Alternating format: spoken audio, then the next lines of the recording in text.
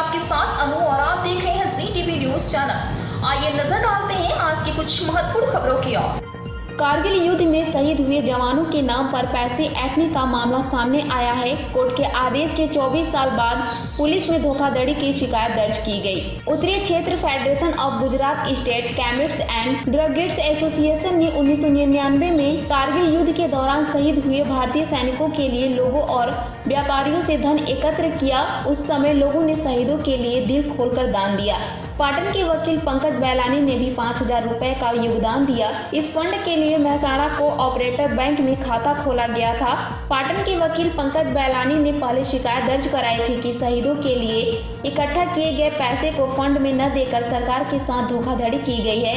फर्जी दस्तावेजों के आधार पर बैंक खाता भी खोला गया है और 50 लाख रुपए निकाल लिए गए हैं। दरअसल एक मेडिकल एसोसिएशन की बिक्री को लेकर विवाद था। प्रस्तुत बैंक विवरण में कारगिल युद्ध के दौरान जुटाए गए धन का कोई विवरण नहीं था। ऐसे में यह घोटाला सामने आया और 2022 में कोर्ट में अर्जी दाखिल की गई। इससे पहले साल 2002 में भी पंकज बैलानी ने कोर्ट में शिकायत दर्ज कराई थी कि हालांकि निचली अदालत ने आरोपियों को खारिज कर दिया था क्योंकि उनके पास कोई दस्तावेजी सबूत नहीं थे। फिर 24 साल बाद उन्होंने एक बार फिर उन लोगों के खिलाफ आवेदन किया जिन्होंने शहीदों के नाम पर धन इकट्ठा किया और उसे लूटा। पेश है अहमदाबाद से नीता लिंबाचिया की खास रिपोर्ट।